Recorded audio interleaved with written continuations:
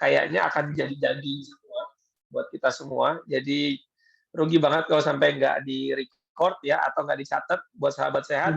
Baik, tanpa menunggu lama, insya Allah 1 jam ke depan akan dibersamai oleh Suhu Nopian yang akan membahas tentang pengobatan stroke dengan metode tradisional Chinese medicine ya, khususnya di bidang herbal. Nah, untuk itu sahabat sehat semua, selamat menyaksikan. Kepada Suhu Nopian saya persilahkan. Ya, jazakallah khair Ustaz Andi Hasbi.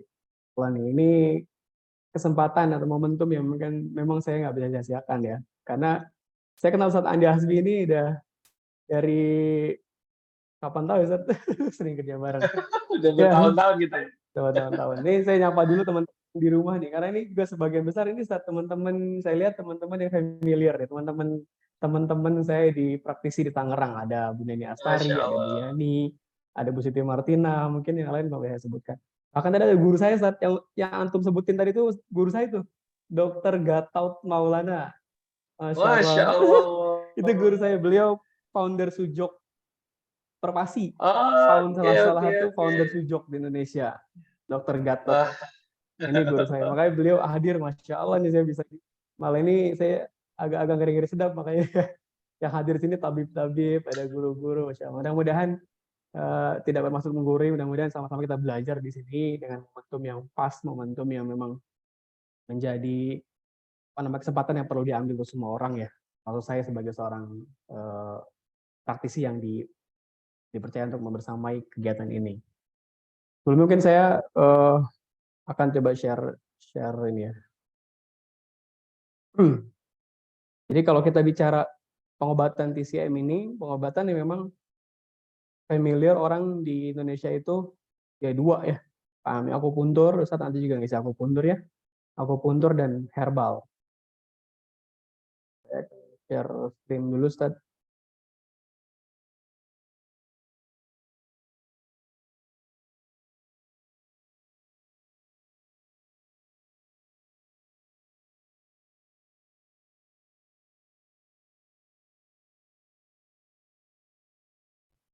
Oke.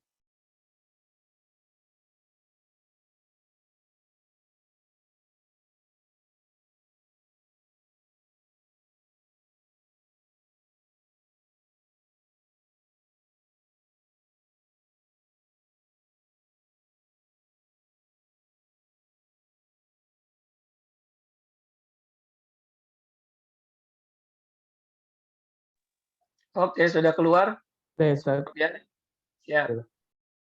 Bismillahirrahmanirrahim. Malam ini kita akan membahas tentang pengobatan stroke berdasarkan pendekatan teori TCM atau dengan herbal TCM. Sebenarnya yang menjadi titik berat di teori atau di materi malam hari ini saya bawakan adalah bagaimana kita memahami setiap kondisi gangguan kesehatan dialami seseorang. Karena apa? Ketepatan diagnostik, ketepatan menentukan, kalau di TCM itu ada namanya sindrom ya. Ketepatan menentukan sindrom pasien apapun keluhannya, maka akan menjadi tepat juga herbal dan terapi yang diberikan. Maka sebenarnya ketajaman kita dalam menganalisa itu dibutuhkan dalam metode TCM. Yang pertama, dibutuhkan untuk memahami kondisi kesehatan seseorang dalam TCM sendiri, ada beberapa teori fundamental ya, yang ini teman-teman semua yang hadir di sini harus pahami gitu. Kalau yang sudah pernah belajar akupuntur, mungkin sedikit banyak pernah juga mengetahui teori-teori fundamental di TCM ini. Yang pertama adalah kita semua harus memahami teori TCM. Teorinya secara filosofis atau bahkan mungkin lebih mendalam. Tapi kebutuhan teori TCM ini, teori yin yang ini di TCM menjadi penting karena apa? Kita bisa membedakan setiap kasus berdasarkan dua klasifikasi berdasarkan TCM, yaitu panas dan dingin. Yin itu dingin, yang itu panas gitu ya. Secara sederhana seperti itu. Yang pertama harus memahami teori yin yang dulu. Yin yang ini dibutuhkan untuk mengetahui apakah kasus yang sedang dialami pasien ini masuk kategori yin atau tergolong yang. Karena apa? Kasus stroke sendiri itu ternyata kalau kita amati secara fisik terbagi menjadi dua kondisi itu. Makanya herbal pendamping untuk pasien stroke menggunakan herbal TCM itu biasanya dilengkapi dengan dua produk yang kalau dia kondisinya dianggap yang, dia pakai produk ini tambahannya. Kalau dia kondisinya yin, dia pakai tambahan produk ini. Gitu. Jadi produk utamanya atau herbal utamanya ada 11 misalnya. Herbal pendampingnya untuk mengeksekusi panas atau dinginnya yang memang berdasarkan pengamatan si terapis itu sendiri. Apa bedanya? Ini kita coba review dulu ya di kondisi stroke sendiri. Bedanya apa kondisi stroke yang dingin dan kondisi yang panas itu bedanya seperti apa?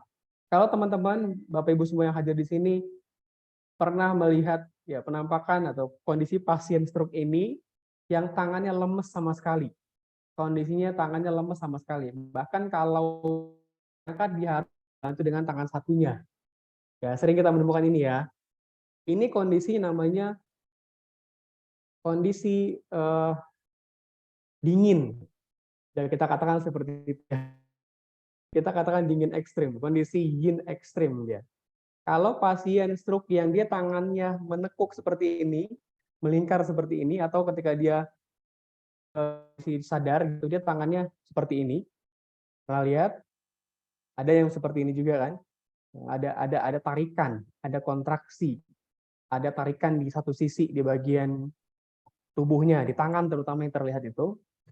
Dia tangan seperti ini. Ada yang lemas, itu kondisi dingin. Ada yang dia menekuk ke dalam, terjadi kontraksi otot di tangannya dan akhirnya menekuk tangannya begitu, atau beginilah ya. Ustaz peraga, Ustaz. Jadi itu kondisinya kondisi yang, ya, kondisi yang ekstrim, kondisi panas. Berarti ada sindrom panas yang dominan di tubuh seseorang. Nah, untuk mengetahui kondisinya panas atau dingin, sebenarnya kalau dalam pengamatan ICM sendiri, kita bisa menggunakan beberapa protokol ya. Protokol yang paling umum kita bisa ketahui secara tampak atau secara apa namanya, kasat mata ya, itu adalah lidah. Nanti kita akan bahas lebih banyak terkait bagaimana diagnosa lidah, bagaimana diagnosa nadi ya. Tapi di bahasan yang tematik ini kita akan coba bahas secara basic pendekatan teori TCM mengenai stroke. Pertama adalah dia tangannya terbuka, tangannya jatuh, expansion. Ada yang contraction. Contraction itu tangannya kok. Mohon maaf Bapak Ibu, kita tolong di mute ya, biar kita sama belajarnya. Oke, secara sadar bisa di mute mic-nya.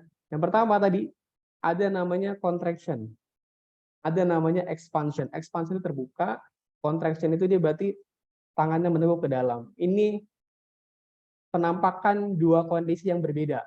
Kalau yang expansion, kalau yang terbuka itu menunjukkan bahwa ada indikasi apa? Kondisi dingin, kondisi terbuka. Kalau contraction itu menunjukkan ada kondisi excess, kondisi panas, ada excess yang, ada panas di situ. Ini pertama, pengamatan yang pertama kita bisa lihat di situ. Kemudian slide-nya memang belum jalan ya?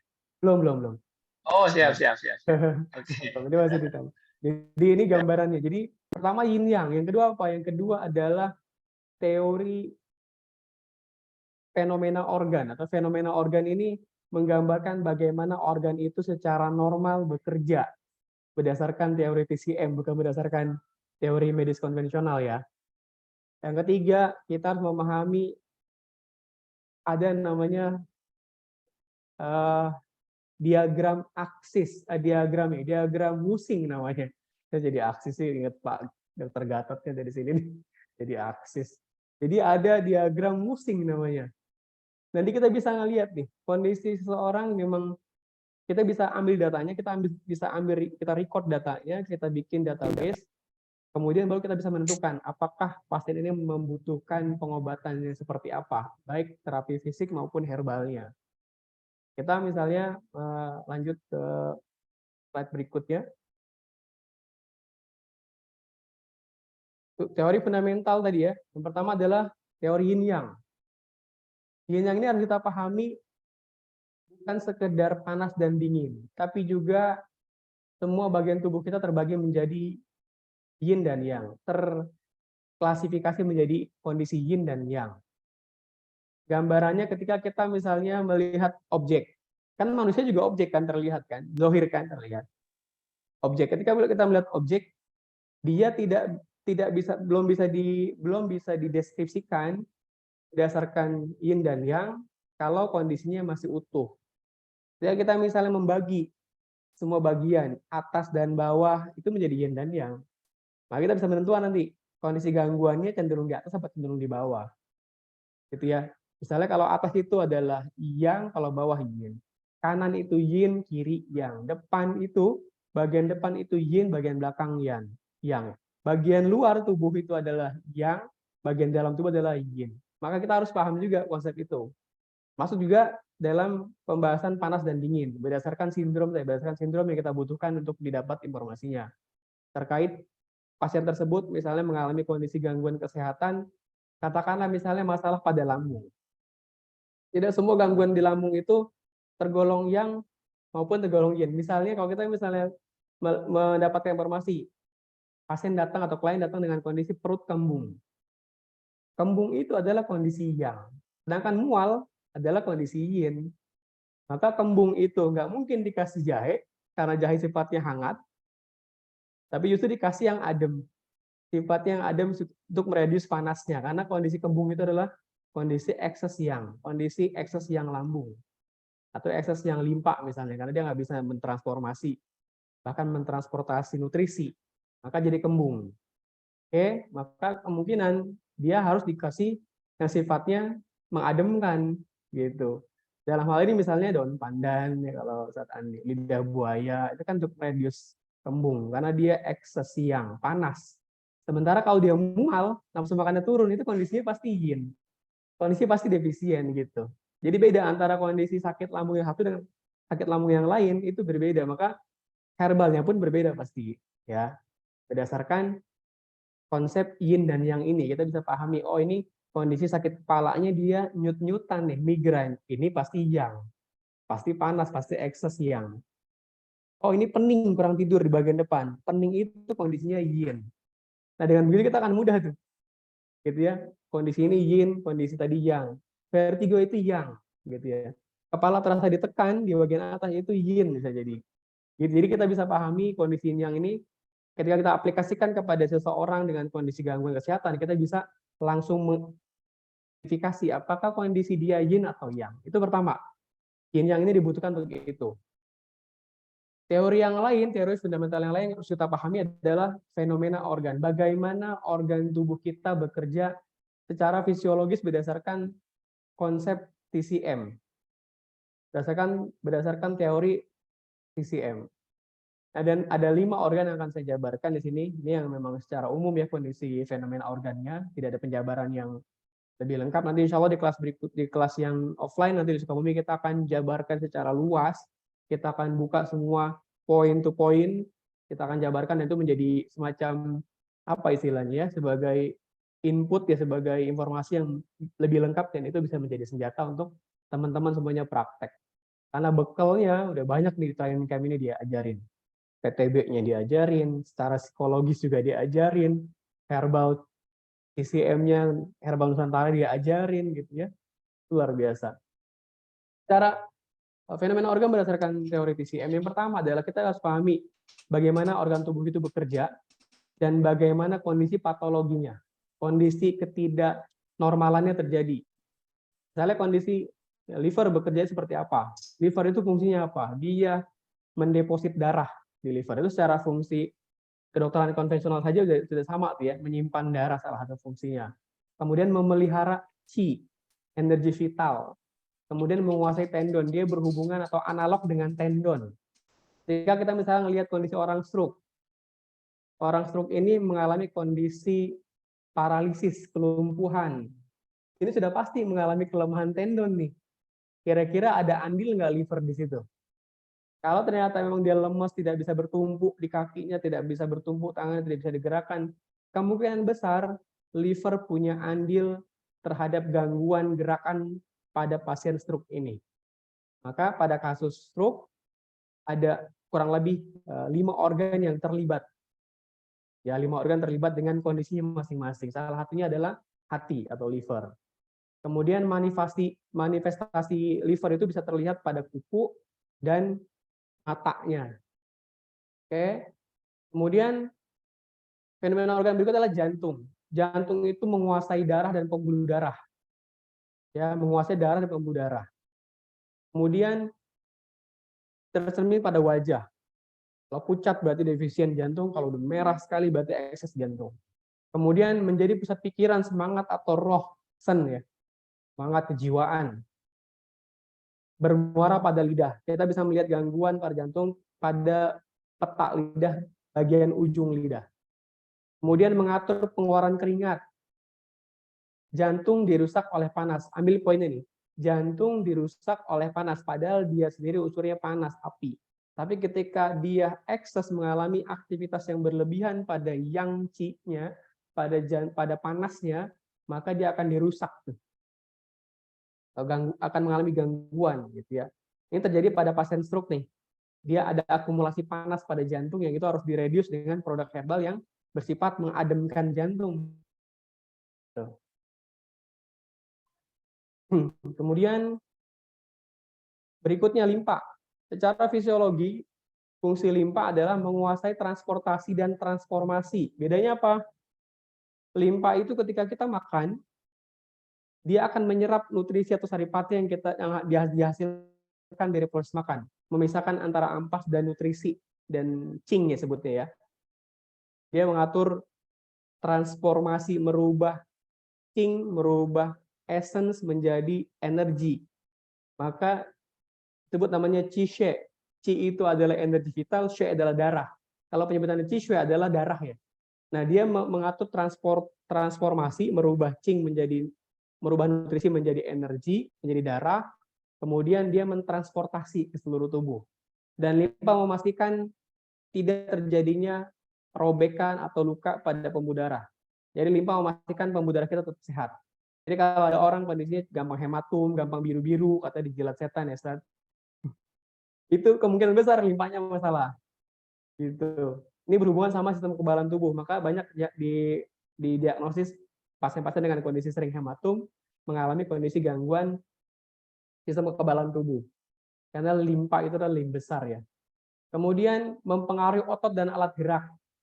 Jadi kalau ada orang ototnya kaku, dia tadi lemes, nggak bisa digerakkan, tangannya orang kan gitu ya. Itu kemungkinan besar limpanya masalah. Tapi dari sisi mana limpa yang bermasalah menyebabkan alat gerak bermasalah, nanti kita bahas. Kemudian berhubungan dengan dunia luar melalui mulut. Orang-orang dengan kondisi aroma mulut yang menyengat, kecenderungan bisa jadi mungkin ada ekses limpa, ya, dengan mulut dia. Dan juga tergambar pada bibir. Kemudian jantung, secara fisiologis apa fungsinya? Apa gimana kerjanya si jantung? Yang pertama, jantung itu menguasai qi, berhubungan dengan udara dan pernapasan ya. Walaupun nanti paru-paru punya peran utama di situ. Kemudian yang kedua, mengatur keseimbangan pernapasan dan cairan. Mohon maaf ini ada kekeliruan. Oh ini yang pertama paru-paru, maaf.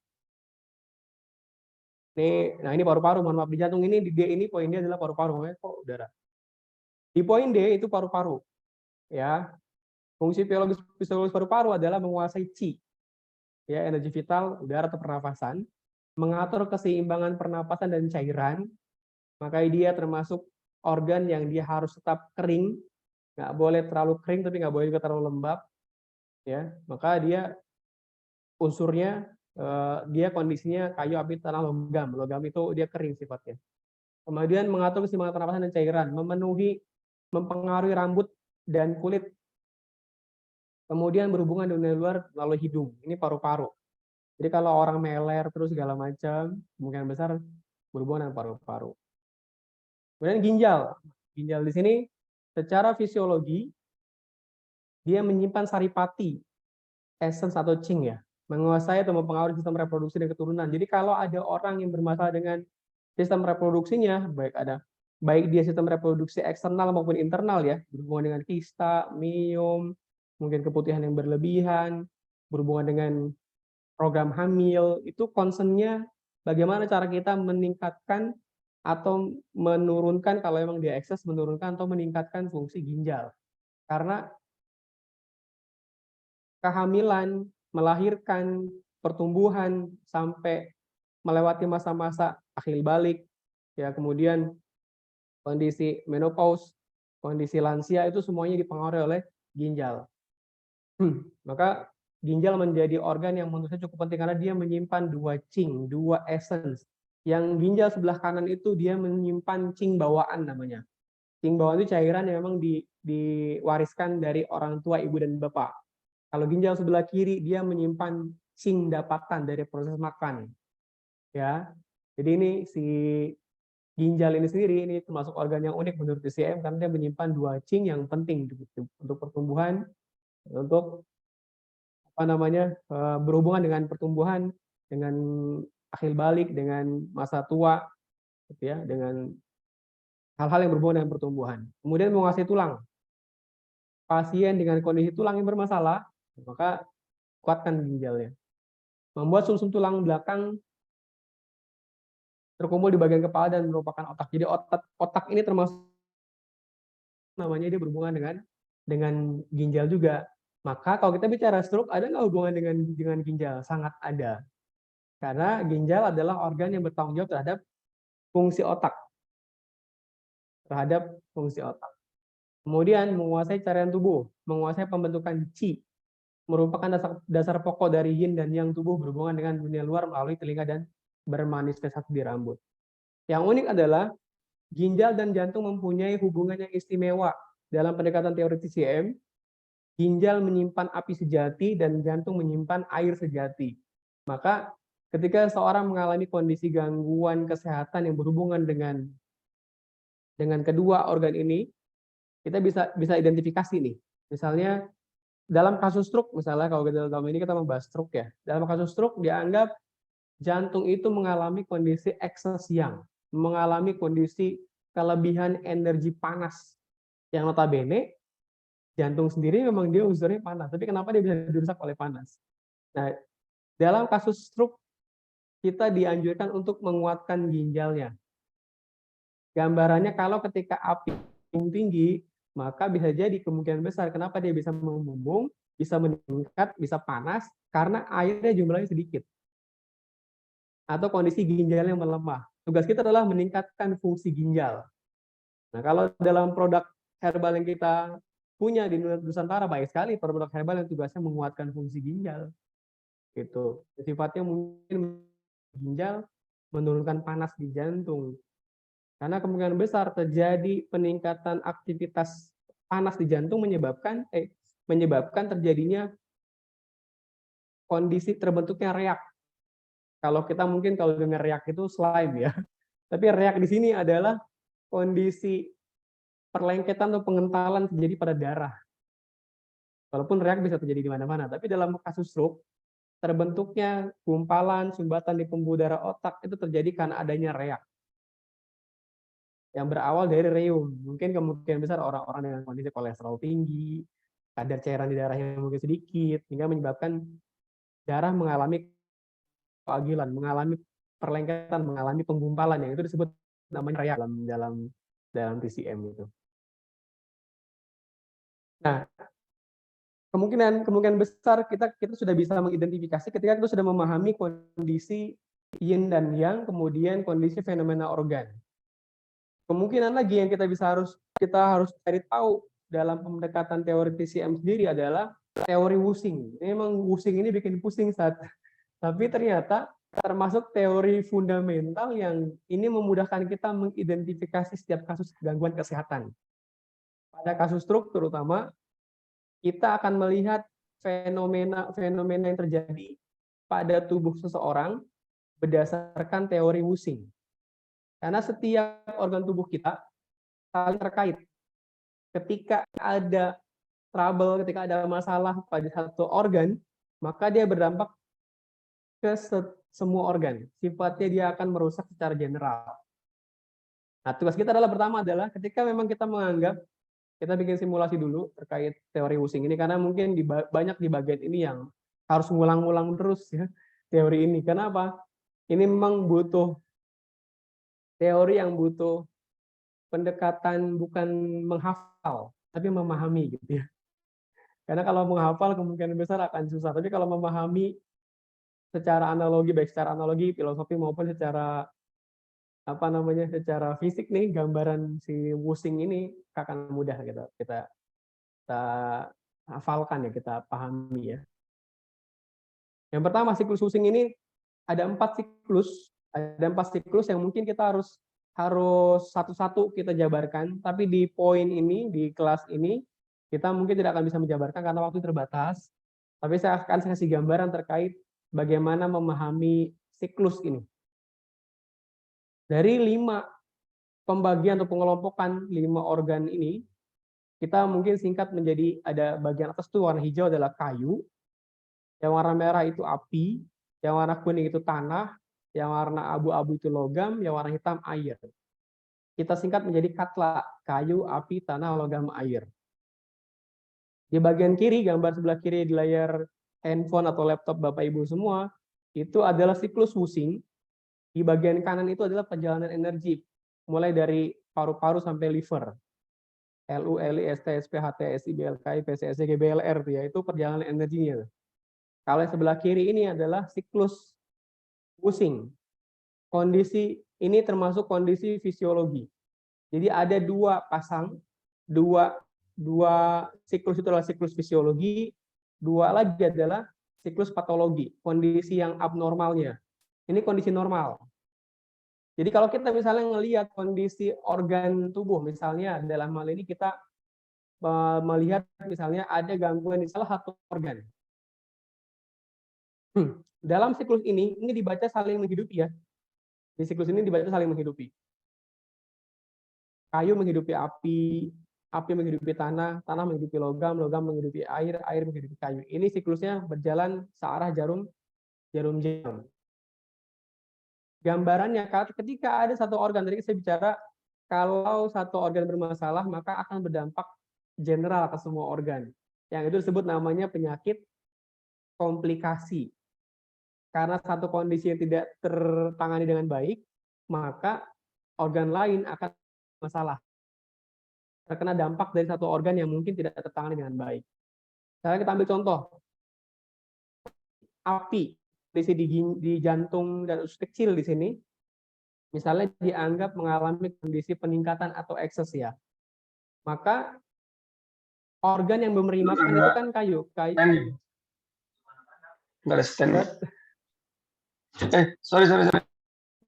Ya, kayu menghidupi api. Api menghidupi tanah. 3 organ yang paling dekat ya. 3 organ yang paling dekat. Ketika jantung mengalami peningkatan aktivitas atau kita katakan namanya ekses, maka kayu akan ikut ekses. Ya. Makanya ada rumusan gini, maka ini untuk mendapatkan rumusan ini maka harus dipahami secara bukan cuma secara filosofis, secara tekstual gini ya, melingkar, tapi juga dipahami secara konsep. Misalnya peningkatan aktivitas, jantung mengalami aktivitas, orang hipertensi darah tinggi, dia ekses gitu ya. Rumusnya adalah apabila pribadi ekses, maka lemahkan anaknya. Anaknya itu berarti ini tanah nih, setelahnya. Apabila pribadinya defisien, maka kuatkan ibunya. Jadi ibu, pribadi, anak namanya. Kayu ini ibu, api ini adalah pribadi, tanah adalah anak. Dalam konteks ini kita harus pahami bahwa 3 organ ini mempunyai hubungan yang paling dekat. Ketika api dalam hal ini meningkat, maka 2 organ sebelum dan setelahnya ini, kayu sebelumnya dan tanah setelahnya akan kena imbas. Yang ini akan berdampak secara general ke semua organ. Maka penanganan kasus stroke untuk metode TCM dia sifatnya holistik memang. Karena kita akan melihat secara teori TCM stroke itu terjadi karena apa sih? Ya, gambarannya. Tapi dari siklus ini kita bisa mempelajari berawal dari kondisi tekanan darah yang tinggi berdampak pada kondisi stroke, berarti kan ada awalnya. Faktornya bisa jadi hipertensi, diabetes, atau Apalagi kolesterol tinggi, tapi kecil kemungkinan kolesterol tinggi, tapi kebanyakan stroke terjadi karena gula darah tinggi, diabetes, atau hipertensi. Kalau kita bicara hipertensi, berarti dia melibatkan jantung nih. Ketika jantung kondisinya berlebihan, dalam hal ini mungkin mengalami kondisi tekanan darah tinggi tadi, maka ada organ yang dia mengalami kondisi terganggu dengan meningkatnya kondisi jantung tadi. Siapa aja? Liver dan limpa.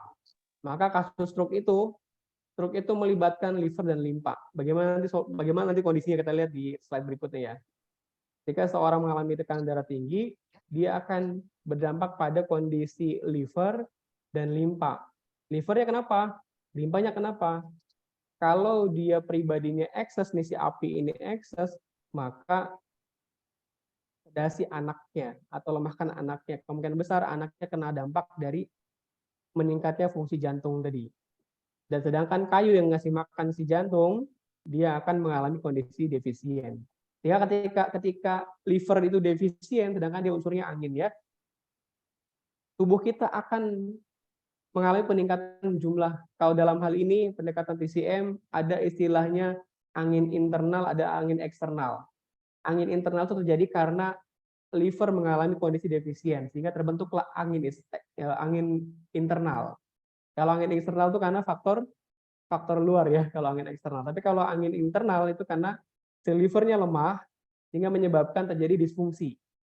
Disfungsi penyimpanan darah tadi, disfungsi transportasi darah, gitu ya, yang berhubungan dengan fungsi-fungsi hati. Kita lewat yang lain ya, itu gambaran ya. Nah, dalam teori TCM, menurut TCM, ini teori yang paling umum kita mungkin bisa temuin ya.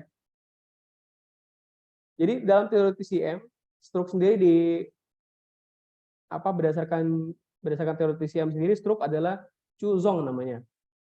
Atau dianggap sebagai kondisi serangan mendadak ya, karena kebanyakan memang serangannya mendadak ya. Karena bersifat tiba-tiba dengan berbagai macam gejala, antara lain pusing. Kemudian badan mati rasa, atau paralisis mengalami kelumpuhan, atau mungkin tahapan awal dia akan kebas. Ya, akan kebas. Kemudian setelah beberapa lama, kalau dalam penelitian kalau lewat dari 3 jam ya kondisinya akan mengalami kelumpuhan kalau tidak segera ditangani. Ya, akan mengalami, jadi dari mulai mati rasa sampai mengalami kelumpuhan. Kelesuan dan rasa gelisah. Rasa gelisah ini melibatkan kondisi psikis. Ya. Banyak faktor secara psikologi umum dan secara psikologis berdasarkan TCM ini dibahas nih. Kalau psikologi umum kemarin di pembahasan di teorinya siapa kemarin tuh, itu ada pembahasan tentang Bunda Ehrlich. Bunda Ehrlich ya, Bunda Ehrlich. Kemarin ada pembahasan juga tentang bagaimana seorang stroke itu mengalami kondisi putus asaan gitu. Biasanya kalau mau minum ngambil sendiri, mau mandi sendiri. Sekarang kalau mau minum dia harus teriak-teriak gitu. Karena dia memang merasa beberapa kondisi dia harus meluapkan emosi dia gitu. Kecewaan dia ya. Dan dia memang harus perlu support. Makanya di sini memang benar-benar kelas yang paripurna menurut saya karena secara psikologi, serba semuanya didapetin dan itu tematik ya. Kemudian menurut TCM, stroke terjadi karena kekurangan faktor internal, yin yang pasti. Berdasarkan teori TCM, yang pertama kekurangan faktor internal yin. Ya. Kemudian ini berhubungan sama jantung tadi. Ada faktor stagnasi, hambatan baik stagnasi qi maupun stagnasi she, baik stagnasi energi maupun stagnasi darah. Disebut namanya stagnasi qi she namanya. Kemudian adanya panas. Kemudian terbentuknya reak dan terbentuknya angin internal. Ini berarti kan kalau kita lihat di sini, kita lihat ada faktor dingin nih. Ini kalau kita coba petakan ya saat dalam teori TCM itu kita petakan seorang sakit itu apa yang menyebabkan dia sakit ini. Kita petakan, oh ini ada kondisi lembabnya nih. Oh ini ada kondisi sindrom P-nya, sindrom nyerinya nih. Ini kondisinya berarti ada ekses panas, ada panas di situ. Oh ini ada hambatan karena ada bengkak nih. Oh ini ada panas karena dia emosinya tidak terkontrol, ya agresif, ada agitasi. Kemudian ada pembentukan reak, didapat dari mana? Kalau dia reaknya berkumpul di paru-paru, dia akan mengalami pengeluaran slime atau reak yang berlebihan, maka kita harus reduce reaknya, harus sebar reaknya. Kemudian kalau dia ada stagnasi, berarti kita kalau dalam TCM ada namanya herbal yang membuka lubang gitu. Herbal yang kalau yang kita konsumsi dia bersifat menyebabkan vasodilatasi, melebarnya pembuluh darah. Kalau di herbal Nusantara ada namanya bawang putih ya. Sifatnya dia vasodilatasi, melebarkan pembuluh darah. Dan di TCM dikenal juga itu. Ketika ada stagnasi, ada hambatan, sumbatan, bendungan, berarti kita harus membuka bendungannya. Kita harus kasih herbal-herbal sifatnya dia hangat dan dia bisa membuka bendungan, membuka atau melebarkan pembuluh darah yang dilatasi menjadi vasodilatasi, melebar. Kemudian ketika ada api, ada panas, berarti kita harus mereduce dengan herbal-herbal yang bersifat dingin. Ketika ada reak, kita harus menyebarkan reaknya, jangan sampai reak menempat satu ruangan. Kalau dia terjadi di jantung, sumbatan di jantung, reak berarti tersumbat di jantung. Kalau dia terjadi stroke, berarti reak itu menggumpal atau berkumpul pada area otak. Dan angin ini menjadi penyebab seorang mengalami penurunan suhu tubuh yang berhubungan dengan keluarnya keringat, tidak keluar keringat ya, berasa dingin, menggigil. Terus ada bagian tubuh yang dia mengalami kelemahan gitu ya, motoriknya. Ini berhubungan dengan pasien stroke. Jadi ada berapa nih? Ada beberapa sindrom nih. Ada sindrom dingin internal, ini berhubungan dengan defisien ginjal. Kemudian ada stagnasi, ada hambatan. 2. Berarti kalau yang dingin kita kasih herbal yang panas. Kalau stagnasi ada hambatan, kita kasih herbal yang sifatnya dia membuka hambatan. Kalau ada panas, berarti dia harus kita kasih herbal yang sifatnya mereduce panas untuk jantung terutama ini kalau berhubungan dengan stroke. Kemudian ketika ada reak, kita kasih herbal yang dia tugasnya mendistribusikan atau menyebarkan reak. Kalau ada angin, berarti kita kasih herbal yang sifatnya kering, gitu ya, atau bahkan lembab, tergantung nanti kondisinya. Ini kalau lihat di sini ada beberapa kondisi yang memang kita harus akomodir semuanya, Ustaz ya. Kekurangan yin ginjal. Ginjal itu unsurnya air, sifatnya dingin. Dia memang sifatnya dingin. Ketika dia defisien, tubuh kita akan mengalami kedinginan yang hebat, gitu ya. Maka kita dianjurkan untuk merekomendasikan atau meresepkan herbal yang bersifat panas. Karena pembagian sindrom itu ada panas, dingin, kering, lembab. Kalau dalam hal ini, kalau ginjalnya kondisinya dingin aja nih, yin ginjalnya turun, berarti menyebabkan kondisi yang dingin ekstrim, kemungkinan besar ya kita harus bisa rekomendasi produk herbal yang sifatnya meningkatkan panas dalam tubuh. Ya, ini kondisi ginjal. Berarti kita kasih herbal yang analog dengan ginjal. Berhubungan dengan menaikkan panas di ginjal, menaikkan yin ginjal. Kalau dalam akupuntur ada namanya titik menaikkan air ginjal namanya. Tingkatan untuk naikkan air ginjal. Oke. Yin ginjal yang turun akan menyebabkan kondisi ekses yang jantung. Ya. Yin ginjal turun tadi gambarannya ketika kondisi air turun, ketika jantung ini kan unsurnya panas, api ya. Jantungnya kondisinya ekses yang atau panasnya meningkat, sedangkan yin dingin di ginjal turun, sementara jantung butuh bantuan ginjal untuk menyiram panasnya, gampangnya gitu ya. Maka panas jantungnya akan semakin meningkat ketika yin ginjalnya turun. Kita kasih produk herbal yang tugasnya meningkatkan yin ginjal. Kemudian, stagnasi ini mengacu pada kondisi darah atau qi yang stagnan. Tidak dapat mengalir dengan bebas melalui pembuluh meridian. Dan meridian ya. Jadi, qi stagnan ini berhubungan dengan tidak bergeraknya energi dan darah akibat kondisi panas jantung yang berlebihan tadi. Ya. Kemudian karena darah itu sifatnya cairan, maka juga ketika yin ginjal turun, maka ginjal tidak mempunyai kemampuan dalam mendistribusi cairan sehingga mengalami bengkak biasanya. Makanya kok coba lihat ya, orang stroke itu di satu sisi tangan atau kaki yang stroke itu biasanya mengalami kondisi edema ya, kondisi bengkak air gitu. Karena kegagalan ginjal dalam mendistribusi cairan. Yang notabene itu fungsinya ginjal. Ketika dia defisien, maka ginjal gagal dalam mendistribusi cairan. Sehingga resiko stagnasi meningkat. Diperburuk dengan kondisi panas jantung yang terus meningkat. Makanya emosi orang stroke biasanya tidak terkontrol. Iya, makanya nih teori training camp ini benar-benar bikin greget nih kalau sampai nggak ikut, nih luar biasa nih ruginya. Karena apa? Ini secara emosi diajarin, secara fisik diajarin, nutrisi juga diajarin. Kemudian faktor yang keempat adalah reak. Reak itu terjadi sebelum reum. Reum itu cairan, kalau kita flu ya, mohon maaf, akan keluar cairan bening, itu namanya reum. Setelah itu mengental, namanya reak. Ini bukan reak yang dimaksud barusan ya, tapi reak ini ada pada pembuluh darah gitu. Yang ini menjadi cikal bakal terjadi sumbatan di pembuluh darah. Kalau dia di jantung menjadi sakit jantung, buntuan di jantung, kalau dia di otak terjadi serangan stroke atau terjadi stroke. Ya. Reak ini dipengaruhi oleh kondisinya si limpa yang gagal. Kondisi limpa yang mengalami defisiensi, mengalami penurunan.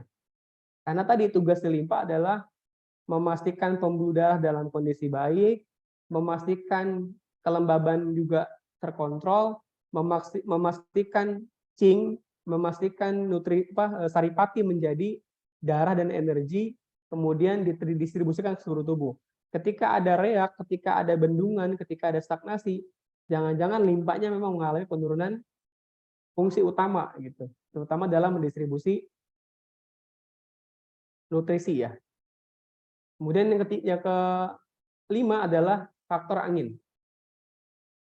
Dalam TCM, angin adalah faktor patogen dapat masuk ke dalam tubuh dari lingkungan luar, eksternal. Atau angin dapat menjadi faktor internal yang dihasilkan dalam tubuh.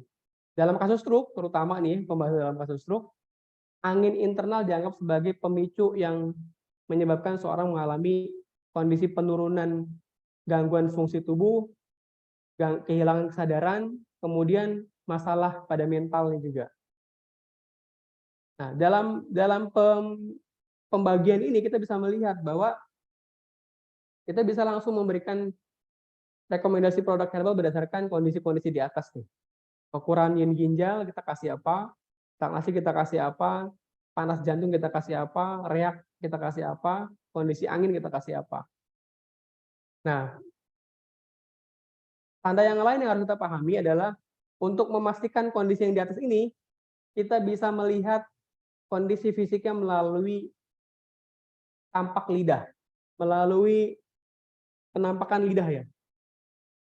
Kecenderungan kondisi pola-pola yang tadi bisa terlihat pada lidah. Yang umum adalah kondisi lidah, badan lidah ya, warna badan lidah, warna utama lidah menjadi merah, bahkan merah tua, dan lidah mengalami keluh, mengalami kekakuan. Biasanya pasien-pasien stroke agak sukar menjulurkan lidahnya. Karena kondisi jantung yang tadi ekses tadi panas menyebabkan lidah menjadi keluh, menjadi susah, menjadi kaku, dan menjadi tidak fleksibel, tidak elastis gitu ya. Maka tanda ini menjadi tanda yang paling penting kita pahami berhubungan dengan lidah. Banyak tanda-tanda yang lain yang mungkin kita akan bahas di pertemuan di offline, karena ini adalah kondisi umum, dan ini saya ambil berdasarkan sindrom panas ya. Kondisi lidah merah, merah tua, dan lidah kaku. Ini ada kondisi sindrom panas. Excess yang jantung. Jadi kelebihan panas pada jantung. Ini kondisi lidahnya seperti ini, lidah merah dan kaku. Pola nadi yang umum tidak kita jabarkan secara utuh, tapi setidaknya kita bisa meraba pasien yang stroke yang kita tangani saat ini, nadinya itu pasti pola nadinya cepat dan mengambang. Cepat dan mengambang maksudnya apa? Pola nadinya itu dia speed-nya atau kecepatannya cepat banget. Kalau mengambang itu artinya adalah pada saat kita sentuh tangan kita ke nadi radialisnya pasien, pada saat kita melakukan palpasi, melakukan perabaan nadi, itu nadinya cepat dan kemudian tidak perlu ditekan, dia sudah terasa tuh. Itu namanya mengambang. Kalau cepat berhubungan dengan ritmenya, kalau mengambang berhubungan dengan bagaimana kita menyentuh bagian nadinya. Ketika kita saat taruh aja tangan kita di bagian nadinya, maka kita sudah bisa rasakan tuh. Sudah bisa rasakan nadinya mengenai 3 jari kita. Itu paling umum deh, kita nggak perlu jabarin dulu.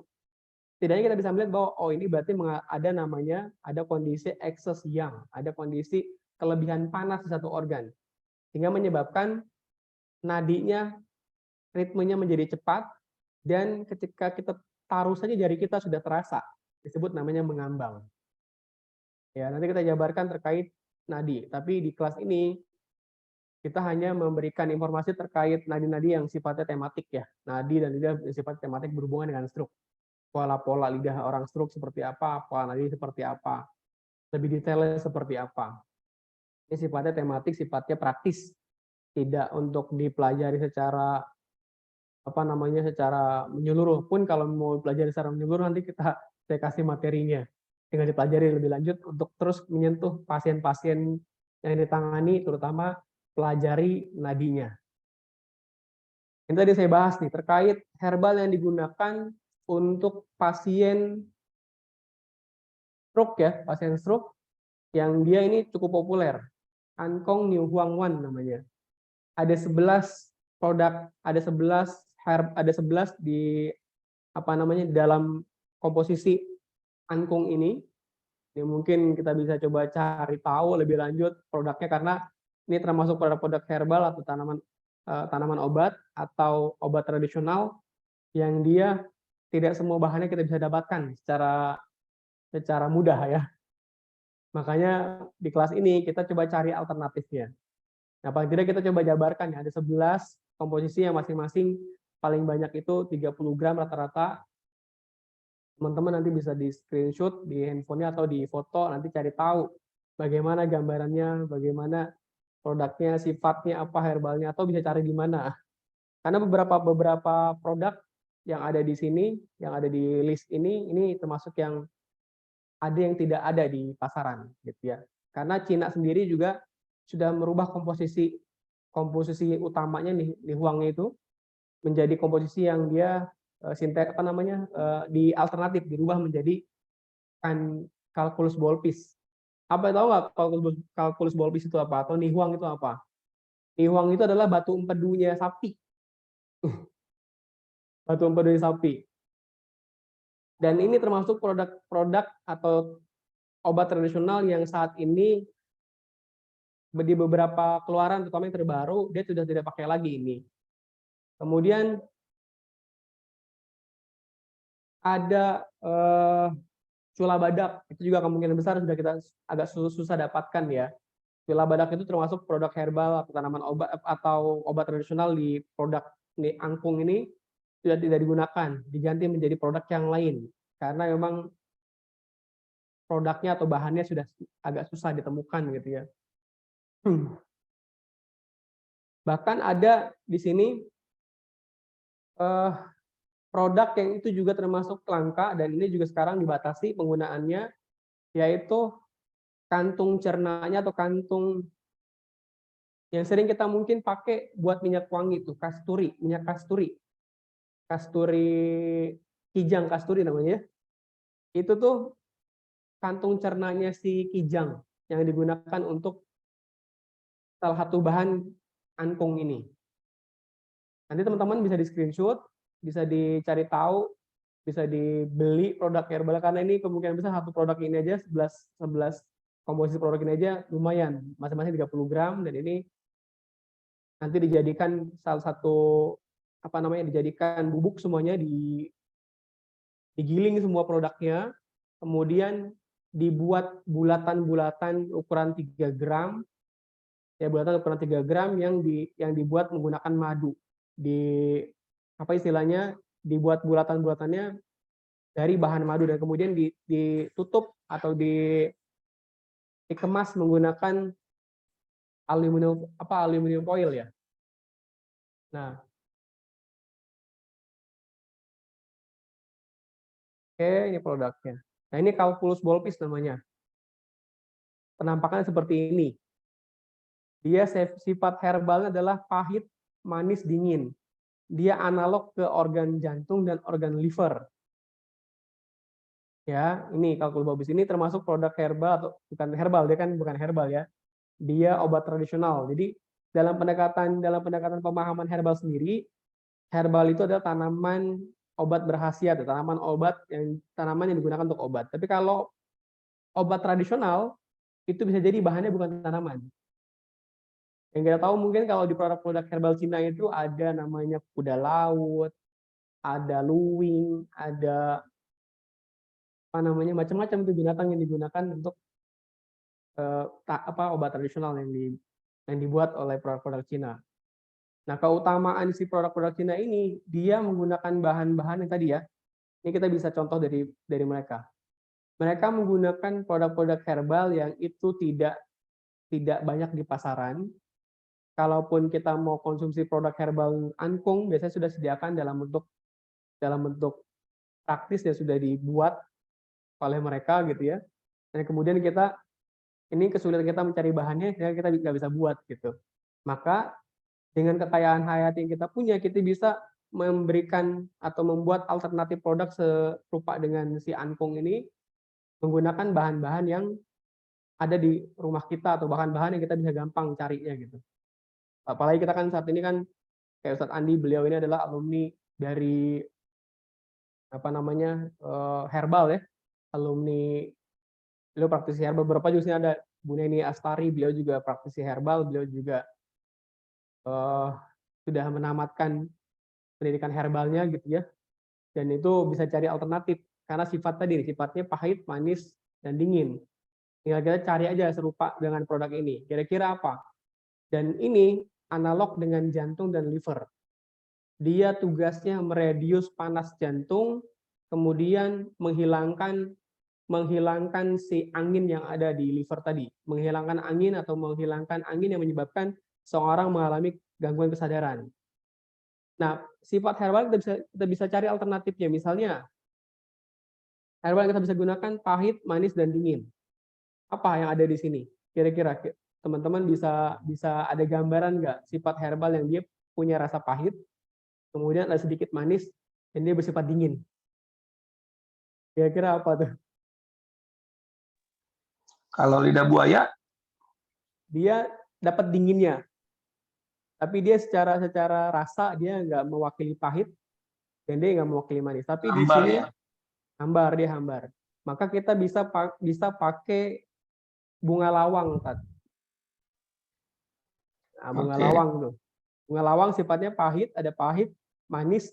Walaupun dia hangat ya, tapi ternyata dia punya sifat dingin. Misalnya juga dia bisa jadi mungkin kombinasi dari dua produk herbal. Misalnya daun mint, Tat. Daun mint sifatnya dia dingin aromatik kan. Dingin aromatik dia ada pahitnya. Tinggal kita mau dapetin pahitnya dengan cara kita rajang atau kita rebus dan kita nggak dapat pahitnya. Makanya dirajang menjadi salah satu solusi untuk dapetin pahit dan dinginnya. Nah, manisnya bisa jadi kita mungkin masukin herbal yang lain. Misalnya ada selain kembang lawang tuh ada yang adas manis, Tat. Nah, adas termasuk produk yang dia menyerupai ini. Karena ini hewani dan kita juga kan memang harus tetap mewaspadai resiko bahwa ini proses penyembelihan hewan segala macam kan. Kalau kita sebagai seorang muslim kita harus memperhatikan ini juga ya, Ustaz. Maka ini juga di Cina juga tidak digunakan lagi atau hampir tidak digunakan.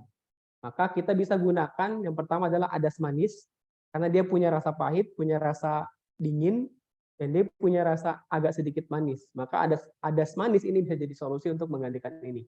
Dengan jumlah yang tertentu bisa menggantikan manfaat dari Calculus bolpis ini. Calculus bolpis atau batu empedu sapi ya. Ini pas lagi kurban sebenarnya bisa aja cari batu empedu sapi ini.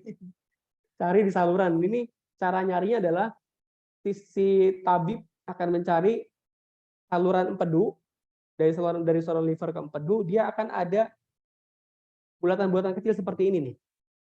Di saluran antara liver ke empedu atau dari empedu ke usus akan mendapati adanya batu seperti ini di dalam antara liver ke empedu atau dari empedu ke saluran usus. Itu ada batu. Tapi paling banyak ada di antara liver dan empedu. Gitu. Si batunya ini. Ya, emang agak sulit, tapi paling tidak kalau kita saat ini kan sebagai informasi kita jadi tahu ternyata dalam angkung itu nggak semuanya herbal, tapi ternyata juga ada obat tradisionalnya berupa batu empedu. Kemudian ada Radix curcumai atau umbi akar kunyit. Umbi akar kunyit. Ini juga termasuk produk herbal yang di kita juga nggak ada nih. Ya, ini sama. Analognya ke liver, ke paru-paru, kandung empedu, dan jantung. Karena dia mempunyai rasa pedas, pahit, dingin. Pedas, pahit, dan bersifat dingin. Jadi pedas, pahit, bersifat dingin. Sama seperti di atas, cuma dia pahit, manis, dingin. Kalau sini pedas. Kira-kira apa yang mewakili pedas, pahit, dan dingin ini? Nah, kalau boleh saya kasih informasi, ternyata kita bisa menjadikan jahe sebagai alternatif dari produk ini. Bukan jahe merah, tapi dia jahe biasa. Atau kalau memang mau rasa pahitnya lebih pekat, jahe merah memang. Dia ada pedas, pahit, dan ada sensasi dingin setelahnya. Ya, kalau secara ukuran, mungkin kalau kita, saran saya sih memang kita sendiri dari nenek moyang kita sudah diajarkan menggunakan bagian dari tubuh kita untuk mengukur panjang atau banyaknya si herbal yang kita gunakan. Menggunakan tangan kita. Kalau dalam pendekatan teori yang klasik itu menggunakan ruas jari, satu jari jempol atau satu ruas jari jempol gitu ya. Kalau pakai gram yang tadi kurang lebih 30 gram juga. Sama dengan penggunaan si Radix curcumai ini nih. Ini sifatnya pedas, pahit, dingin. Ya, mengingat tadi ya kondisinya memang pedas itu tugasnya apa? Pedas itu tugasnya membuka jalur. Ya, ketika ada stagnasi, pedas itu bersifat membuka, bersifat membuka pembuluh darah. Ketika ada stagnasi, dia akan melancarkan stagnasi, akan menghilangkan stagnasi, Ustaz. Karena pedas itu sifatnya. Pedas sifatnya menghilangkan stagnasi. Meningkatkan fungsi paru-paru. Itu pedas. Kemudian pahit, dia analognya ke jantung. Karena jantung dianggap kondisinya ekses, maka untuk mereduksi ekses kita kasih rasa pahit di situ. Kemudian dingin. Jadi dingin itu analog ke jantung juga. Karena kondisinya si jantungnya ekses panas, maka dingin jadi produk yang kita bisa masukkan lebih banyak. Di sini mungkin bisa masuk juga lidah buaya. Kemudian sifatnya dingin apalagi. Nah, sifatnya dingin itu di produk-produk di kita itu ada dingin aromatik, misalnya dingin aromatik itu kayak pandan, itu dingin juga, dingin aromatik. Sifatnya dia bukan cuma menurunkan panas, tapi juga melancarkan qi. Karena aromatik itu menjadi analog untuk mengalirkan atau melancarkan energi. Nah, sementara akar sekuliap ini, atau mungkin juga jarang juga termasuk produk ini yang di produk-produk herbal di Indonesia. Kain ini keutamaannya herbal Cina itu mereka membuat komposisi bahkan hampir produk itu jarang ditemukan di negara lain. Maka memang ini yang memang menjadikan herbal Cina ini langgeng sampai sekarang dan termasuk memang masih dipercaya gitu. Kekurangan kita sendiri sebenarnya kita tidak mendokumentasi apa yang kita lakukan di masa lalu, itu nenek moyang kita lakukan di masa lalu. Maka kita secara empiris saja taunya, tidak ada pencatatan, tidak ada dokumentasi, yang akhirnya menyebabkan herbal di kita itu tidak berkembang dengan baik, belum berkembang dengan baik. Mudah-mudahan dengan adanya training camp ini menjadi wadah-wadah kita untuk belajar herbal lebih banyak dan membuka mata banyak orang bahwa dari 36.000 jenis tanaman herbal yang kita punya, yang terindikasi menjadi obat tradisional atau obat-obatan tanaman berkhasiat ada kurang lebih 3.600. Cukup kaya kita. Dari 36.000 teridentifikasi ada 3.600 yang bisa digunakan sebagai tanaman obat. Yang baru terdaftar sebagai fitofarmaka cuma 7. Jadi PR banget buat kita gitu. 7. Bahkan kalau Cina memang sudah hampir sebagian besar produk-produk mereka punya, herbal mereka punya, mereka sudah daftarkan dan memang sudah terintegrasi di pemerintah gitu. Maka tugas kita nih ya sebagai seorang praktisi terus terus belajar mengembangkan herbal-herbal yang kita punya, bahkan mungkin bisa menggunakan sehari-hari gitu. Ini sampai di sini. Saya akan coba ini ya, akan coba apa namanya intermezzo ya terkait penggunaan herbal di keluarga. Mungkin Bapak Ibu semua di sini sudah berpengalaman dengan penggunaan herbal di sehari-hari di rumah ya. Karena kalau saya sendiri memang berangkat dari kebiasaan orang tua saya memberikan apa namanya pengobatan herbal di rumah gitu ya. Apapun kondisi keluhan yang saya alami, orang tua saya selalu mengutamakan untuk menggunakan herbal gitu. Dan akhirnya turun ke saya tuh. Dan saya akhirnya refleks terus tuh. Ketika kondisi anak saya sakit mata gitu ya. Saya nggak buru-buru kasih obat atau bahkan apalagi ke dokter gitu ya. Saya upaya untuk bagaimana caranya menangani sakit matanya gitu. Tinggal kasih si apa namanya daun sirih direndam pakai air panas, kemudian 5-10 menit udah kita langsung siram ke matanya, itu insya Allah tuh. Jadi kebiasaan-kebiasaan ini yang akhirnya mengangkat herbal menjadi pengobatan utama insya Allah nantinya. Seperti di Cina. Karena Indonesia sendiri termasuk negara yang toleran terhadap herbal, toleran sifatnya. Jadi kalau Cina sudah terintegrasi, kalau Indonesia statusnya toleran. Penggunaan herbal tidak dilarang, tapi belum terintegrasi dengan rumah-rumah sakit atau klinik-klinik. Sehingga pamor herbal di Indonesia menjadi masih belum bisa diangkat gitu ya. Sehingga tugas kita semuanya belajar dan terus mengembangkan diri menjadi praktisi-praktisi penyehat tradisional yang bisa mengembangkan herbal di dunia pengobatan komplementer ini. Mungkin sementara ini Ustaz yang biasa sampaikan, Ustaz, materi yang biasa sampaikan. Nanti lebih lengkapnya ini kan memang sekilas terkait materi yang akan saya bahas di kelas training camp di Sukabumi ya. Nanti insya Allah 3 hari kita ketemu, belajar banyak tentang pengobatan, belajar banyak tentang memanage emosi, belajar banyak tentang herbal tradisional Nusantara maupun herbal tradisional Cina. Nah, ini dalam kerangka pemikiran TCM sendiri, dia tidak serta-merta ketika seorang sakit langsung diberikan herbal, tapi dia harus memahami beberapa kerangka yang menjadi penopang ketepatan kita dalam memberikan rekomendasi baik produk herbal maupun terapi. Lebih gitu ya, Ustaz. Saya kembalikan ke Ustaz Andi, Ustaz. Baik. Masya Allah, tabarakallah. Ya, luar biasa. Terima kasih kepada Sunopian yang sudah memberikan materinya. Ini ada beberapa tadi kawan-kawan juga yang minta slide-nya nih, kalau misalnya boleh, atau mau nanti dibagikan pada saat acara training camp, nanti mungkin bisa diinfokan juga, karena memang ini masih banyak banget pastinya ya, tuh perjalanan penjelasan tentang herbal TCM untuk pengobatan stroke ya. Tentunya tadi sahabat sehat, bagaimana kita tidak perlu menghafalkan tapi memahami ya, karena memang betul tadi kenapa saya kemudian membuat training camp ini menjadi bertema gitu, tema satu penyakit, agar kita bisa memahami secara lebih utuh ya kan, bagaimana proses diagnosanya, bagaimana proses tindakan terapinya, bagaimana proses pemberian obatnya. Karena 3 asas kesembuhan, yaitu tepat diagnosa, tepat tindakan, dan tepat herbalnya, ya ini akan membuat mendekati ikhtiar kepada kesembuhan. Walaupun sejatinya kesembuhan itu atas izin Allah Subhanahu wa taala ya, tapi memang apa yang kita ikhtiarkan ya insya Allah itu akan membuat kesembuhan semakin dekat. Nah, kira-kira seperti itu ya. Sunopian boleh di close ininya slide-nya. Oke, baik, terima kasih.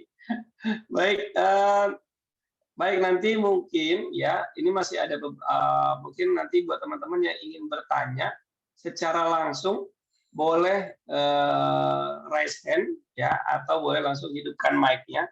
Ya, dan jangan lupa hidupkan juga videonya ya, agar kita bisa melihat juga, saling bertatap gitu ya. Baik, mungkin ada yang ingin langsung bertanya kepada Sunopian. Ini ada Ibu Siti Fatimah. Halo, oh iya ya, ada Ibu Fatimah dulu ya. Oke, baik. Ya, Ibu Fatimah silakan. Ya, saya kan membuat produksi wedang uwuh ya Pak ya. Ya, Masya Allah ya. Nah, ini mengenai herbal aja. Kenapa saya itu kan membuat izin IPRT, juga halal, juga izin edar ya dari Dinkes. Di situ di mana di tabel itu di apa iklan saya gitu. Kenapa tidak boleh mencantumkan khasiat?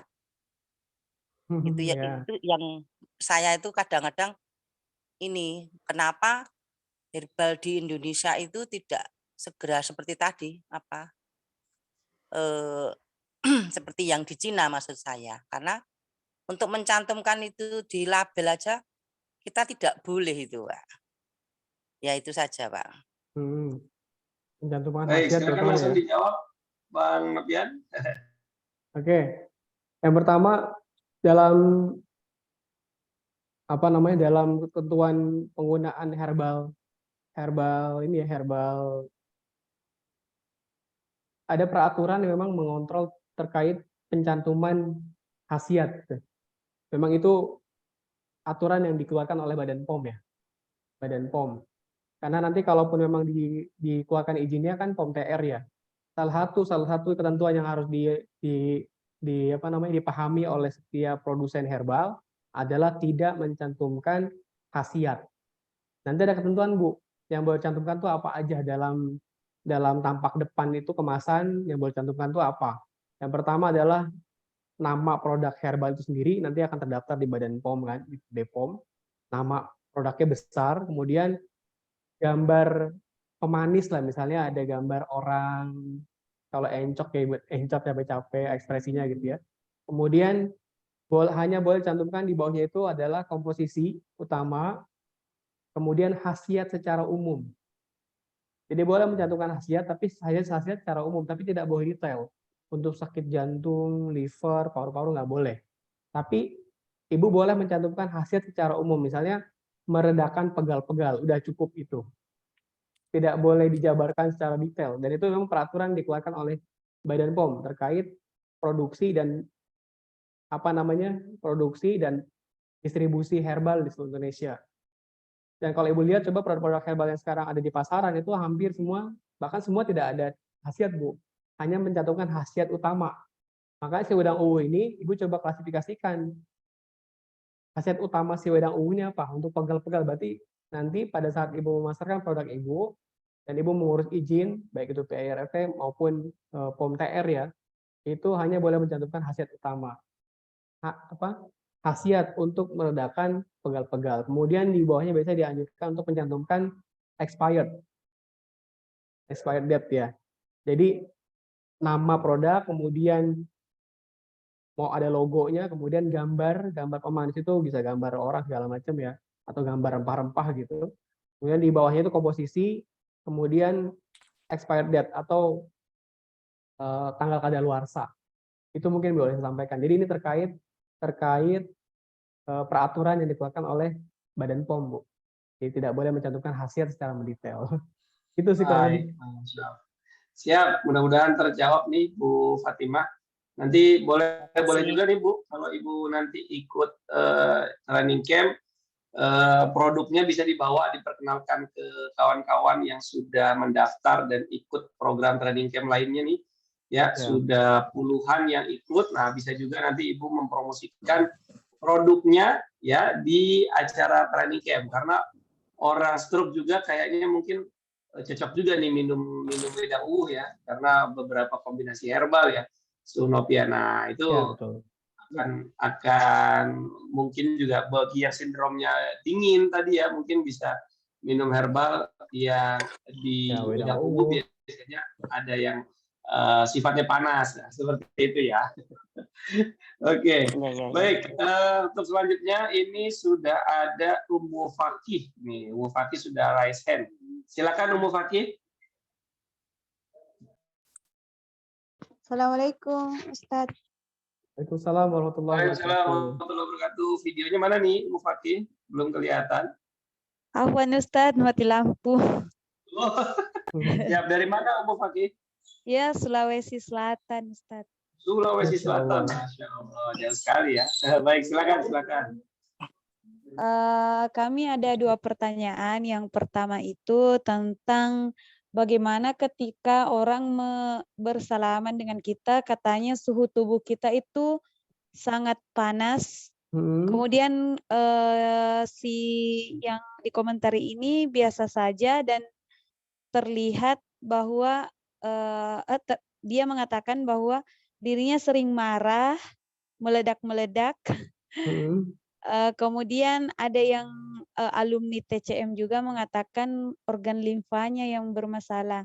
Bagaimana solusinya? Yang kedua, apabila ada pasien lidahnya sangat kotor, itu solusinya apa?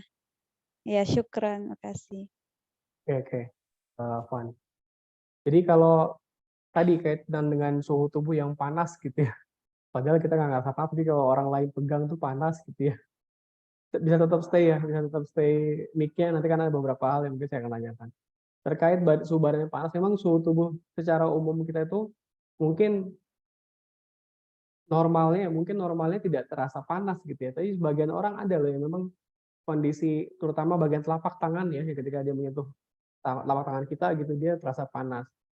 Itu sebenarnya bukan kondisi yang seperti dimaksud tadi di teori, di materi TCM tadi. Karena ini berhubungan dengan kondisi genetis, bisa jadi memang ada beberapa orang kondisi keturunan yang memang suhu tubuhnya cenderung panas dia. Dan itu bukan berarti itu bahwa itu memang jadi indikasi penyakit tertentu ya. Jadi insya Allah itu bukan kondisi penyakit tertentu. Tapi kalau sudah terasa panas yang orang rasakan dan kita rasakan juga badan suhu tubuh kita kok panas terus. Karena hawa panas ini yang bertanggung jawab adalah jantung, kemungkinan besar kalau memang kita merasakan itu panas yang memang bukan cuma orang lain yang berasa, tapi kita juga berasa, kemungkinan besar ekses yang jantung kita. Kondisi jantung kita mungkin ekses, berlebihan kerjanya.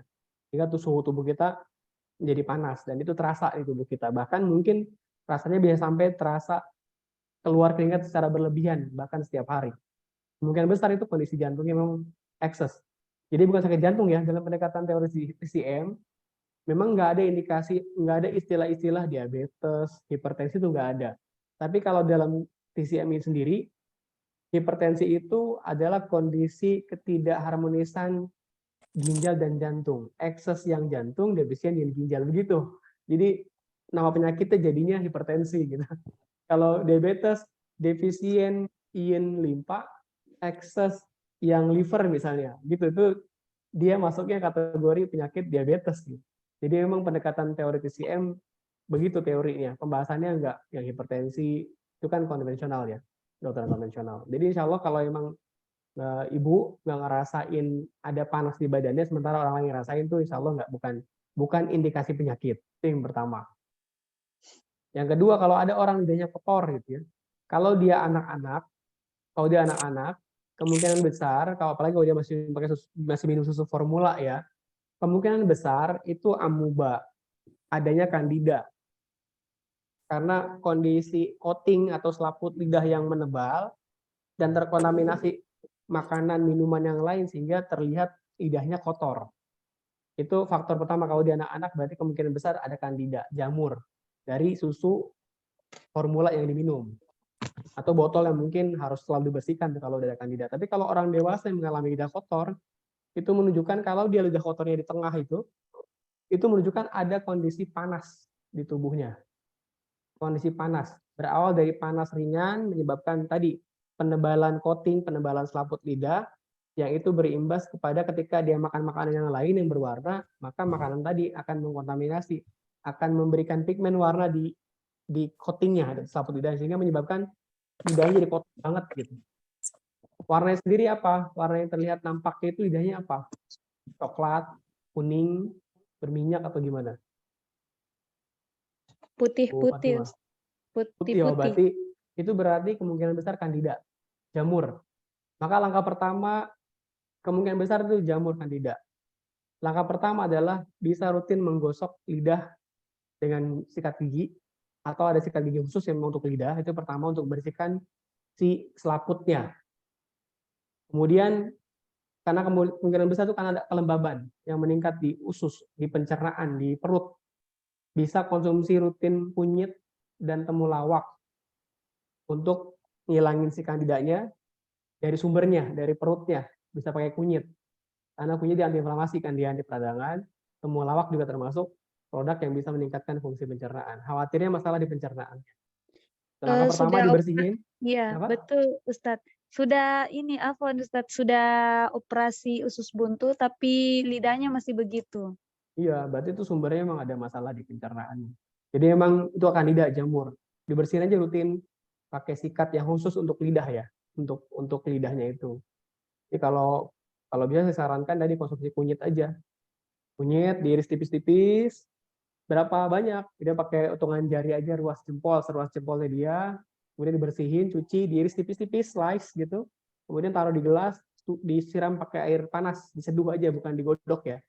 Seduh pakai air panas 250 ml, terus kemudian didiamkan sampai warna airnya kuning, disaring, diminum. Kalau mau lebih nyaman pakai madu ya bisa pakai madu, tapi kalau nggak pakai madu juga nggak apa-apa. Itu bisa ngilangin kandida di lidahnya. Gitu ya, kurang lebih gitu ya. Ada Baik, lagi Masya satu Allah. bisa. Ada lagi? Oh iya, iya, siap. Silakan. Kan teman kami pernah ikut kursus ini TCM, terus ada Ya. katanya dia tubuhnya kurus, terus dia nggak pernah bisa gemuk, katanya sindromnya panas. Jadi apakah makanannya itu salah? Siapa tahu gemuk di dalam, soalnya makanannya luar biasa tapi nggak gemuk-gemuk, Ustaz. Ya. Nah, ini kalau dalam pendekatan TCM itu terjadi panas di limpa namanya. Ekses yang limpa. Panas limpa yang berakibat pada ketika dia makan, limpanya langsung transformasi nutrisinya cepat banget. Sementara penyerapannya kalau terlalu cepat berarti kan imbasnya adalah tidak ternutrisi tubuh secara baik kalau terlalu cepat. Jadi itu karena ada panas di limpa dan lambung. Ekses yang limpa namanya kasus ini. Caranya gimana? Yang pertama, nafsu makannya kan udah oke itu berarti kan. Nah, tinggal sebelum makan dianjurkan mengkonsumsi madu, larutan madu.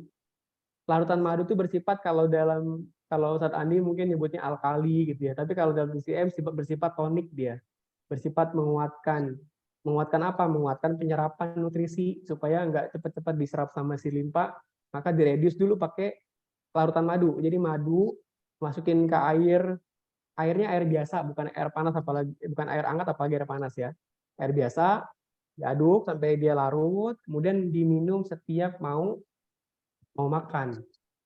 Jadi setiap mau sarapan pagi minum madu, mau makan siang minum madu dulu, mau makan sore minum madu dulu.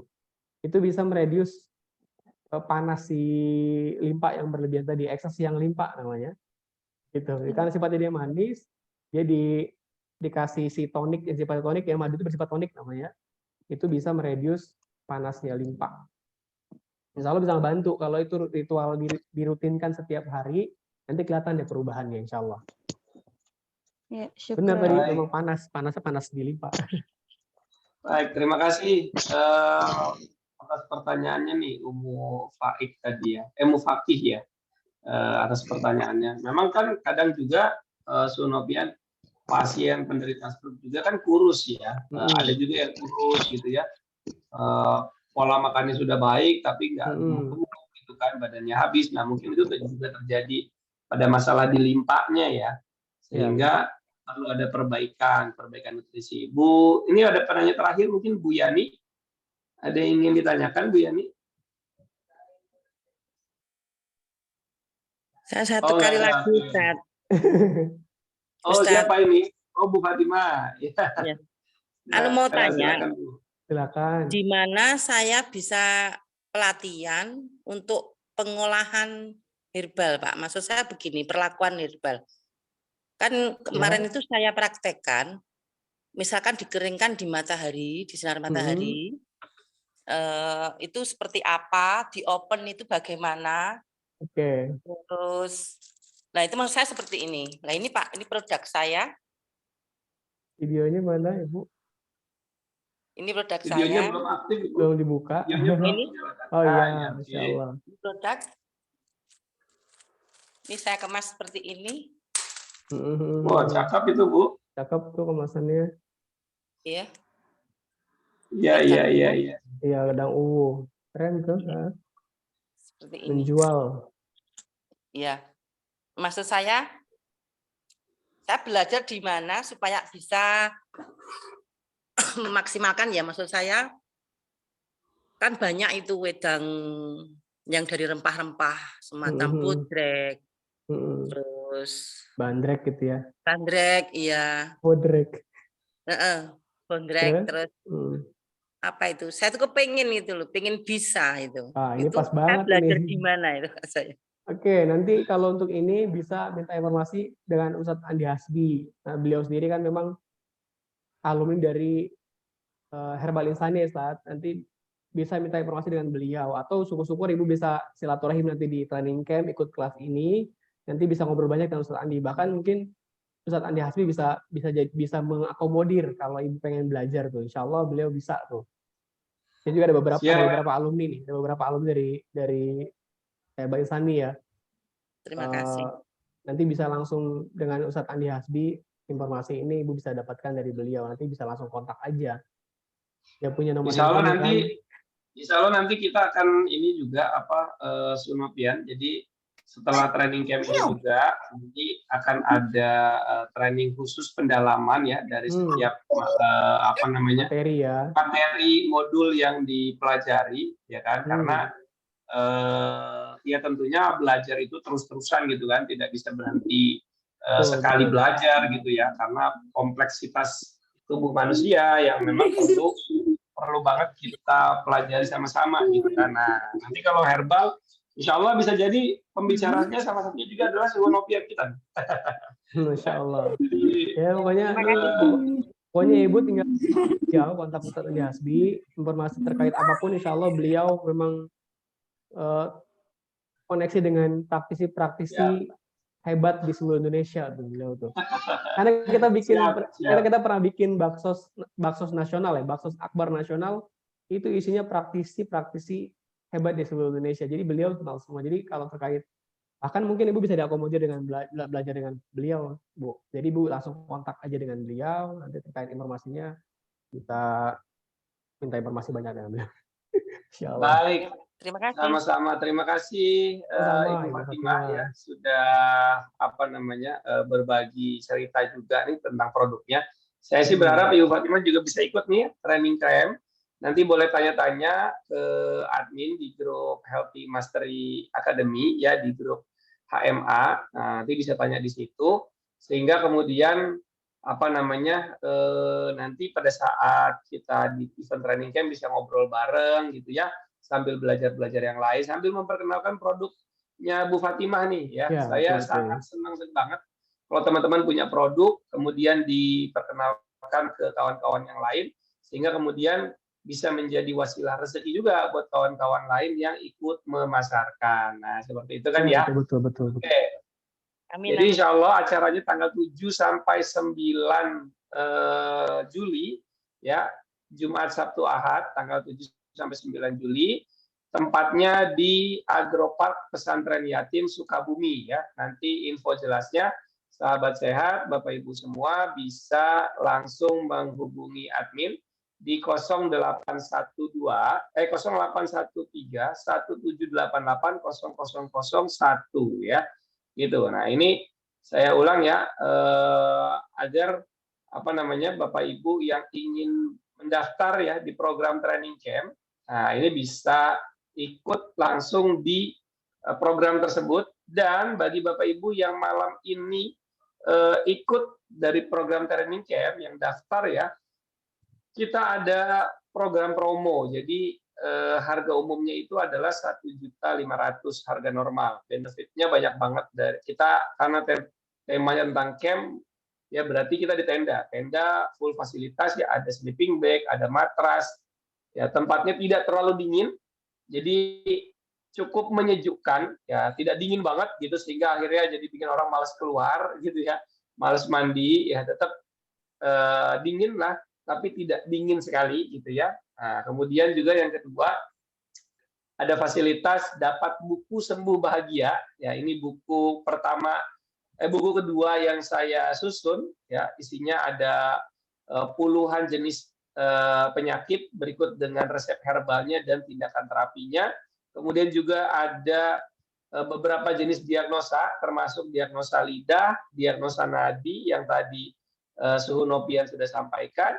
Kemudian juga ada beberapa ilmu tentang terapi, ya, ilmu tentang terapi. Nah, nanti buku itu juga gratis Bapak Ibu dapatkan.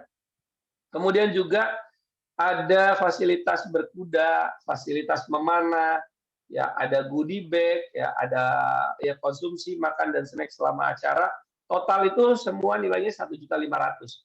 Nah, teman-teman yang daftar malam hari ini, ya, yang daftar malam hari ini cukup DP 300.000 dapat harganya 1 juta rupiah. Tanggal tanggal 1 itu sudah masuk 1.500.000. Jadi hari ini terakhir nih untuk harga promonya, ya. Harga promonya hari ini terakhir, besok sudah masuk di angka 1.500.000, ya. Jadi udah 10 hari. Jadi teman-teman manfaatkan, cukup DP malam hari ini 300.000 sudah bisa dapat promo biaya 1 juta dari harga 1.500.000. Ditambahkan lagi, nah ini untuk 20 orang yang tercepat, teman-teman akan mendapatkan 158 e-course, ya, video e-course dalam YouTube private, ya, YouTube eksklusif dari 18 tema penyakit. Nah, itu nilainya kalau satunya itu 99.000. Jadi ada 18 tema itu 1.700.000 lebih, teman-teman dapatkan gratis, ya, free. Nah, di pertemuan kedua langsung ada beberapa yang mengambil kesempatan itu, cukup DP 300.000, lalu kemudian nanti setelah pelunasan dapat video e-course-nya langsung dikirim oleh admin e-course. Ya, jadi langsung bisa dinikmati belajarnya. Kemudian dapat harga training camp-nya hanya 1 juta rupiah. Nah, itu ya. Jadi nanti akan ketemu dengan Suhu Nopian, akan ketemu dengan saya, ketemu dengan Ustadz Dedi Syakuro, Bapak Trihari, dan Bunda Erlik, ya, dari masing-masing expertise di bidangnya. Jadi lengkap banget, teman-teman. Mudah-mudahan bisa bermanfaat. Sekali lagi nanti bisa menghubungi admin di 0813 1788 0001, ya, kosongnya 3 kali, ya, itu sudah saya kirim di kolom chat box. Baik, teman-teman semua, sebelum kita tutup boleh dinyalakan videonya, kita mau berfoto bersama, kita mengabadikan momen ini. Alhamdulillah ini ada Pak Nana Sujana juga sudah hadir, ya. Insya Allah beliau juga akan dari Bioedas. Nah, Bioedas ini akan memberikan sponsor juga nih, ya, kepada peserta-peserta berupa produk herbalnya. Masya Allah. Dari Bioedas, ya, sudah berkomitmen untuk mensupport acara ini, akan dapat produk buat teman-teman nih. Ya, itu ya. Kalau produknya sudah ready, Ustaz. Siap, Masya Allah, tuh produknya udah ready, ya. Jadi dari Bioedas nanti akan memberikan produk herbal, kemudian nanti dari Betrisia Herbal juga akan memberikan produknya. Wah, ini banyak banget. Dan tentunya nanti dari Padepokan Sehat Cinta Dakwah juga akan memberikan produk buat teman-teman yang ikut training camp. Jadi pastikan daftar malam hari ini untuk dapat biaya 1 juta rupiah, DP-nya cuma 300.000. Besok sudah naik, harga naik besok, ya. Kalau di properti harga besok naik gitu, ya. Oke, baik, kita berfoto bersama dulu, ya. Oke, bisa dinyalakan videonya, ya, biar kita bisa berfoto bersama. Ada Ibu Eneng, Bu Zakia, Pak Mufarod, oke. Yang lainnya, yuk, ada Bu Yani, siap, 3, kita foto, ya. Oke, 2, oke, 1, nah, ini, ya. Oke, 1, kemudian ada lagi, oke, 2, oke, 3. Nah, ini ada 3, ya. Oke, baik, siap. Terima kasih kepada Sahabat sehat semua, Bapak Ibu yang hadir malam hari ini, mudah-mudahan ilmunya bermanfaat. Terima kasih juga kepada seluruh Nopian yang sudah memberikan materinya yang luar biasa. Sama-sama, Ustaz. Sama-sama, mudah-mudahan selalu sehat. Seluruh Nopian, nanti ketemu di tanggal 7, 9 ya di training camp. Kita bisa diskusi bareng-bareng, ngobrol bareng-bareng, belajar bareng-bareng. Saya tutup dengan ucapan Alhamdulillahirrabbilalamin. Assalamualaikum warahmatullahi wabarakatuh. Waalaikumsalam warahmatullahi wabarakatuh. Waalaikumsalam warahmatullahi wabarakatuh. Terima kasih. Sama-sama. Sudah hadir. Terima kasih banyak nih Bu Neni juga dan teman-teman yang lain ya.